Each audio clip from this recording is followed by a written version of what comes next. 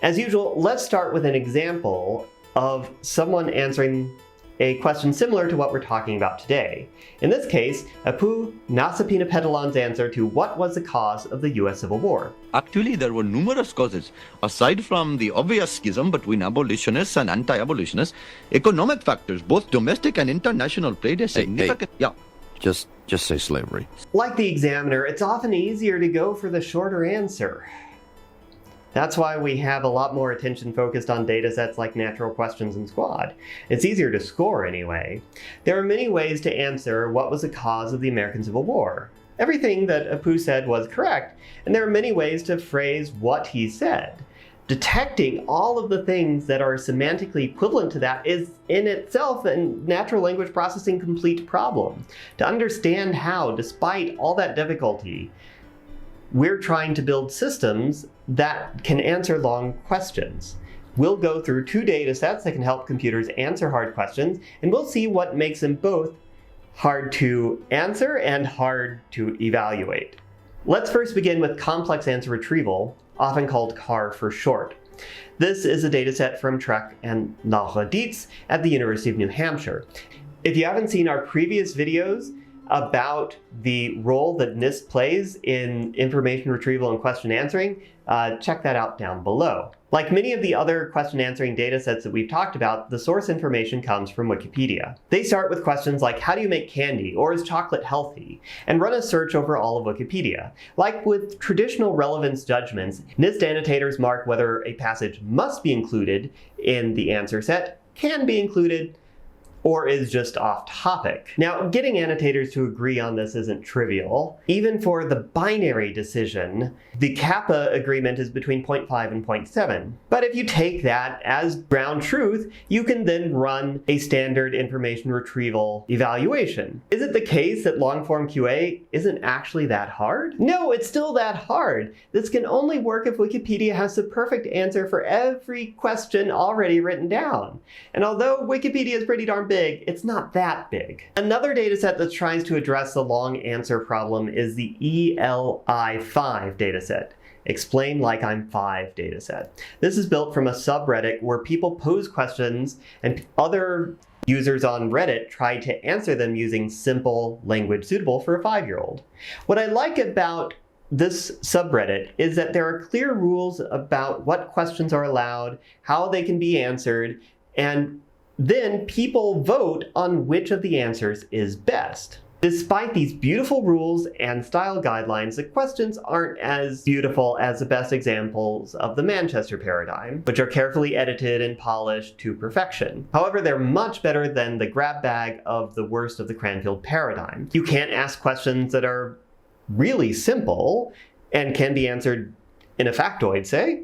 The questions can't be subjective, and the questions must be about the real world and not about, say, unicorns. So now we have examples of questions and good answers, but we can't just test whether the two strings are equal or not. So how do you know if the output of a system is good or not? This is actually very similar to the problem faced in machine translation. You want translations to be as close to a reference translation as possible.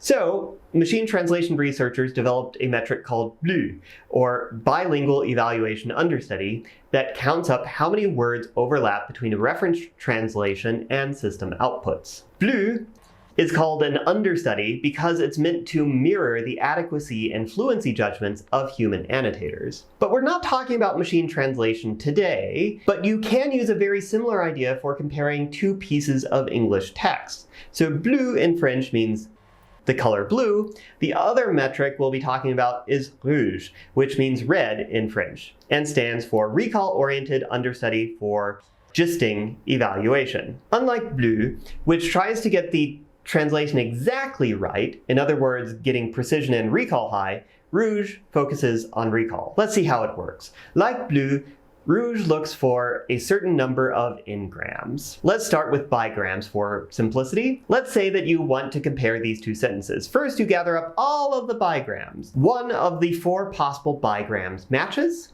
So this means that it would have a Rouge 2 of 1/4. But Rouge n requires choosing what n should be. How many n-grams are you going to look for? 1 word, 2 words, 3 words?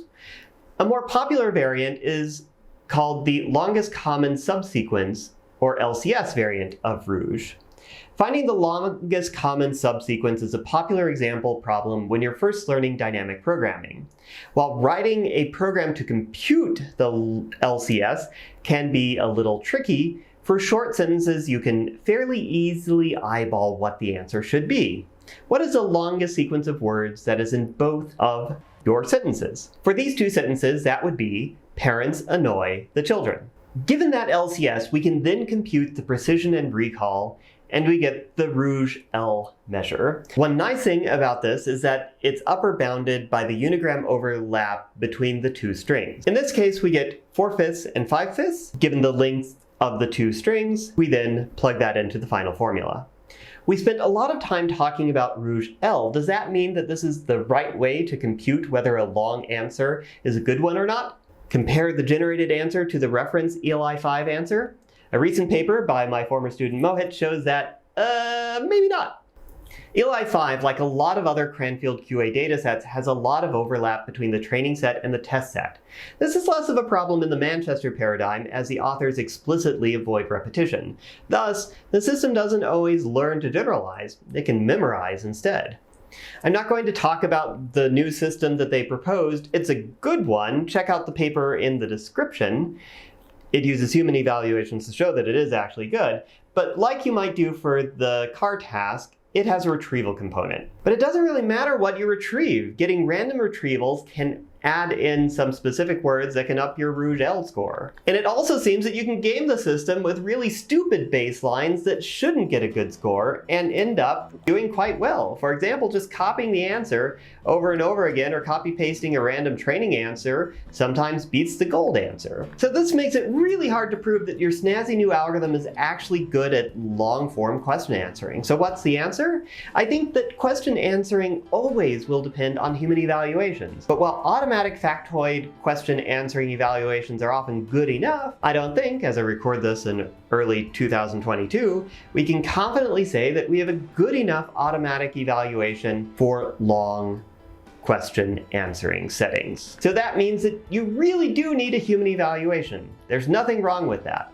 Again, I wish that this were more common for question answering of all varieties. But for our modern, data-hungry algorithms and our fast-paced research culture, projects don't always have the luxury to do evaluation right, with the finicky, expensive human evaluations required by these really long answers. So what's the right way to quickly evaluate QA systems that output more than a couple of words? Well, I have the answer right here, but unfortunately this video is too small to contain it.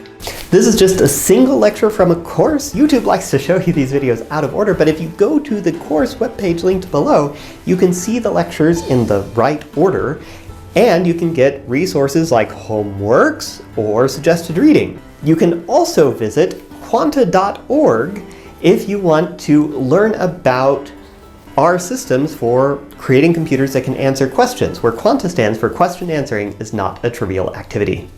If you want to help the channel, provide a big gradient to the algorithm by liking and subscribing.